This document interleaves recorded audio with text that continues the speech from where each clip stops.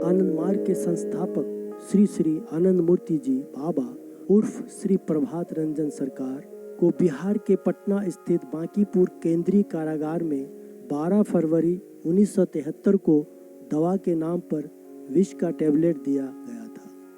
इतिहास गवाह है, जब जब पृथ्वी पर भगवान धर्म संस्थापनार्थ आए तब तब अधर्मियों ने उन्हें जहर पिलाया। भगवान शिव और कृष्ण को भी जहर दिया गया था। यही इतिहास की पुनरावृत्ति भगवान श्री श्री आनंद मूर्ति जी के साथ हुआ। अपने ही अनुयायियों की हत्या करने के झूठे आरोप में इंदिरा सरकार की तानाशाही व्यवस्था ने आनंद मार्ग के संस्थापक श्री श्री आनंद मूर्ति जी को गिरफ्तार कर बांकीपुर जेल भेज दिया गया। जहर देने व झूठे मुकदमे में तत्कालीन इंदिरा गांधी सरकार द्वारा फंसाने का मूल कारण बाबा द्वारा प्रतिपादित एक विराट सामाजिक आर्थिक राजनीतिक दर्शन प्रगतिशील उपयोग तत्व प्रवृत्त था। यह दर्शन साम्यवाद और पूंजीवाद का एकमात्र विकल्प है। इसी दर्शन को रूस के तत्कालीन कम्युनिस्ट सरकार के दबाव में आकर इंदिरा गांधी बाबा को प्रभुत्व वापस लेने के लिए यथासंभव प्रयास किए, लेकिन बाबा वापस नहीं लिए।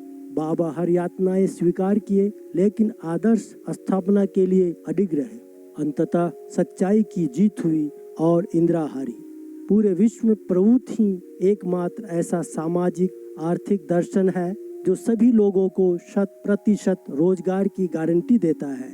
साथ ही विश्व की सभी 32 प्रकार की समस्याओं का समाधान और विश्व सरकार की अस्थायी संकल्पना प्रभुत्व में दिया गया है। एक सेल में बंद और स्वस्थ वातावरण में बहुत दिनों तक रहने से बीमार पड़ना स्वाभाविक था। जेल के अंदर बाबा बीमार पड़ गए। उस समय जेल के चिकित्सक डॉक्टर HK घोष थे।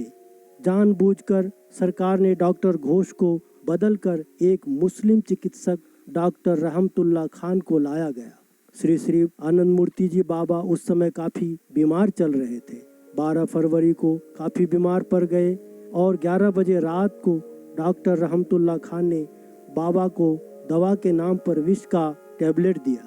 फिर क्या था, बाबा बेहोश हो गए। उनके शरीर सिकुड़ने लगे, आंखों की रोशनी चली गई, शरीर दुर्बल हो गया। मस्तिष्क में असह्य पीड़ा एवं निष्क्रिय का बोध होने लगा। बाबा की किसी तरह जान बच गई। बाबा ने दवा के नाम पर विष प्रयोग की जांच की मांग राष्ट्रपति, प्रधानमंत्री एवं बिहार के राज्यपाल से की, परंतु पत्रों के अवहेलना कर सरकार ने विष प्रयोग की न्यायिक जांच करने की अपील को ठुकरा दिया।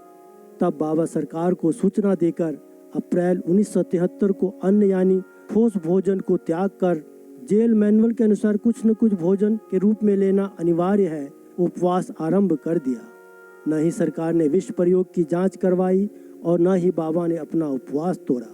इस अन्याय के खिलाफ विश्व भर में कई अनुयायियों ने आत्मदाह किया, लेकिन विश्व की सभी सरकार व भारत सरकार ने 9 आत्मदाह की पुष्टि की। बांकीपुर जेल, पटना और दिल्ली के पुराना किला पर भी जीवनदानी कार्यकर्ता ने आत्मदाह कर लिया था।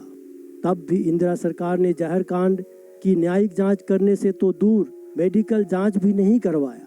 इससे भी मन नहीं भरा तो आनंद मार्ग पर 1975 में आपातकाल लागू कर दिया और मार्गियों को जेल में डालने लगा। क्योंकि इंदिरा सरकार रूस के दबाव में आकर मार्ग और आनंद मूर्ति जी तथा इनके द्वारा रचित सामाजिक आर्थिक प्रभुत्व को सदा के लिए खत्म करने पर तुले थे, लेकिन भगवान को कुछ और ही मंजूर था। जीत अंततः आनंद मार्ग की ही हुई। 5 वर्ष 4 महीने 2 दिन तक उपवास जारी रहा। अंततः हत्या मामले में हाईकोर्ट से बरी होकर बाबा जेल से रिहा हो गए। जेल से बाहर निकलकर बाबा पाटलिपुत्र आनंद मार्ग आश्रम में 5 वर्ष 4 महीने 2 दिन के बाद उपवास तोड़े। तब से आनंद मार्ग का रथ अनवरत रूप से चल रहा है। आज यह दुनिया के लगभग 225 देशों में कार्यरत है। यहाँ तक कि हिंदू, मुस्लिम, ईसाई, क्रिश्चियन देश भी इसे स्वीकार किए। बाबा को जहर देने की तिथि 12 फरवरी को आनंद मार्गी पूरे विश्व में नीलकंठ दिवस के रूप में मनाते हैं।